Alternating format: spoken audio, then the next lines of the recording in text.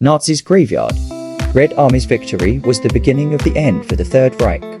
In the winter of 1942-43, German and Russian soldiers fought fiercely in the ruins of the Russian city of Stalingrad. When the battle was over, more than 1 million people had lost their lives and Nazi Germany's road to defeat had begun. On November 20, 1940, hundreds of thousands of Axis soldiers found themselves surrounded in a Red Army trap. The place was Stalingrad, and the German Sixth Army's agony had just begun. It was a desperate battle, a nightmare that helped give the name Stalingrad an almost mythological status in the history of warfare.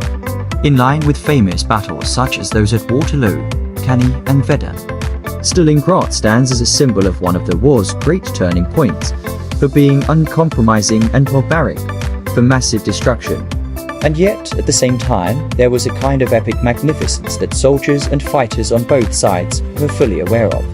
Unlike Napoleon's defeat in 1815, Hannibal's victory over the Romans into 16 BC, and even the German-French trench battle in 1916, events in the Russian city on the banks of the Volga occurred closer to our own time. Perhaps that's why so many think of the battle at Stalingrad as taking its place among these military conflicts. After initial success, Hitler's invasion of the Soviet Union had stalled outside Moscow. The war continued and Hitler switched focus in the spring of 1942. From the Soviet capital, he shifted his attention southward towards the Caucasus and oil fields in the Caspian Sea. Now, Hitler planned for his troops to advance to the River Volga, which was an important transport route from the Caspian to Central Soviet Union. He believed it cut Stalin's access to oil, war materials, and other goods that the United States delivered to the Soviet Union. He saw the Volga as the Soviet Union's lifeline.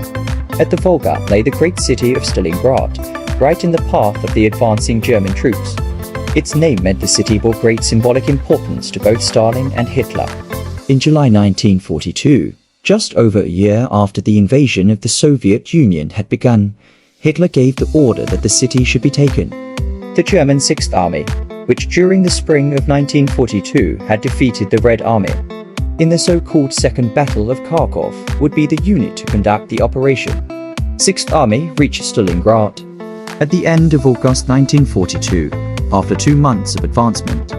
The Sixth Army under General Friedrich Paulus reached Stalingrad on the western bank of the Volga. Paulus had around 250,000 soldiers under his command, mostly German, but also some Romanian, Italian and Croatian contingents. The German Luftwaffe had prepared for the assault with a devastating bombing raid on Stalingrad on 23 August, leading to thousands of civilian deaths. Nevertheless, Stalin refused to evacuate the city's 600,000 inhabitants. He wanted to provide his soldiers with a reason to defend the city. The local armaments industry, which also produced tanks, was to be kept in operation too, despite the fact that German shells were striking everywhere. The consequences of this decision were horrific for the city's civilians. Almost 40,000 had already been killed by artillery fire and bombers during the first days of fighting. In late August and early September, authorities finally began to transport people to the east bank of the Volga, but more than 75,000 civilians were left in the city. Difficult to survive. The remaining population attempted to survive as best they could, in basements, sewers and ruins. Many died during the fighting or starved to death. Others had to live for days on crusts under the close attentions of soldiers. Those who survived were subjected to conditions too difficult to imagine. The city of Stalingrad was defended by the Soviet 62nd Army, under the command of the hardy General Vasily Chukov. At first, his immediate superior was General Andriy Yeryomenko, commander of the so-called Stalingrad Front. At his side, he had a political officer from the Communist Party, by the name of Nikita Khrushchev, the man who would later succeed Stalin as Soviet leader. Khrushchev had to motivate the Soviet soldiers in the spirit of war. It was not only achieved through propaganda, but also with harsh penalties, aimed at anyone who did not fulfill Stalin's order number 227 from the summer of 1942, no tone step back. Thousands of deserters were executed while Soviet penal battalions were constantly receiving new recruits. During the brutal street battles in August, September and October, the city was shot to pieces. The Luftwaffe's prior bombing now proved a disadvantage to the Germans, since the streets had become inaccessible.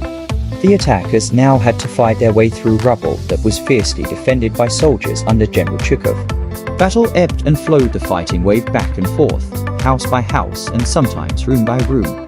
The situation became so confused that sometimes German soldiers might occupy the ground and top floors of a building while Soviet soldiers held on to the middle floor. Soviet soldiers often fought to the last man in the ruins. General Paulus continually sent in reinforcements to try and follow Hitler's order to capture the city. Meanwhile, the Russians ferried new troops, ammunition and food to the city over the Volga. The transports were heavily attacked by German artillery fire and aircraft, and many of the fresh soldiers on their way to the front, or civilians being evacuated in turn, perished on the wide river. Defenders were pushed back. Stalingrad's defenders were inexorably pushed back to the Volga, until the Soviets launched a counter-offensive that turned the entire battle in the Red Army's favor. On 19th November, it commenced Operation Uranus.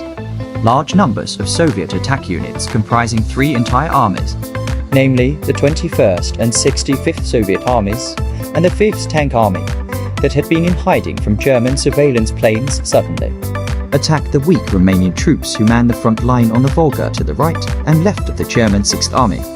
Caught in a trap, the Romanians didn't stand a chance against the better-equipped Soviet troops, and so fled. Paulus' army had now been caught in a trap via a giant pincer movement. 3 days after the Soviet operation started, the 6th Army were completely cut off, with the Volga at their backs and a strong Soviet force in front and to either side of them. Hitler immediately banned Paulus from leaving Stalingrad and breaking out with his troops. Luftwaffe commander Hermann Göring promised that his transport aircraft would be able to supply the army with everything it needed to hold out until rescue arrived. This was a complete lie. Each day, the 6th Army consumed at least 550 tons of ammunition, food and other necessities. But German transport planes were too few to be able to resupply such large amounts of material. In addition, many transport aircraft were shot down by the Soviet air defenses. And eventually, the Red Army also captured the airports that the Germans needed to maintain this air bridge. The 6th Army had been condemned to a slow death. On 24th November, the food ration for soldiers was halved. The bread ration was initially 300 grams per day, but towards the end it dropped to just 60 grams per day, around 2 slices of bread. Plagued by hunger, soon hunger and disease ravaged through the encircled German soldiers, who were also troubled by the severe cold. The death toll rose dramatically. Seemingly healthy soldiers suddenly collapsed and died without warning, and often it was the youngest soldiers who died first. Feverish German brains hallucinated about rescue forces being on their way to save them. In December 1942, German and Romanian troops tried to break the Soviet encirclement of the 6th Army. The attack, however, was repelled, and no further attempts were made. Many German soldiers started to write frankly about their situation in their letters home, but most were stopped by the censors. German war leaders did not want the despairing mood and stories about the suffering at the front to spread to the population at home. Propaganda Minister Joseph Goebbels believed any such news would have damaged morale. Struggle with death continued. Tens of thousands of people in Stalingrad, soldiers and civilians alike, continued to fight for survival for a further 4 weeks. Despite the hopeless situation, Paulus rejected a Russian demand on January 10, 1943, to surrender. But the ever-shrinking mass of German soldiers was forced into an ever smaller area. And on 31st January, the last resistance began to collapse. That morning, Hitler sent a telegram in which he appointed Paulus to Field Marshal. The inference was that Paulus should commit suicide. A German Field Marshal does not surrender, Hitler reportedly stated. But Paulus did not agree. On the same day, he surrendered with the troops he still controlled. On February 2, 1943, the last German resistance ended in Stalingrad. Approximately 100,000 German soldiers were now prisoners of war, staggering to captivity like living corpses plagued by hunger, lice and frostbite. Most died in the first weeks after surrender. Only 5,000 men returned alive from the Soviet camps 10 years later. 169,000 fallen German soldiers lay in the city. Soviet losses are still unknown, estimated at 1 million soldiers dead, wounded or missing. Although Hitler's Germany had not been defeated, the disaster at Stalingrad proved to be a psychological turning point in the war.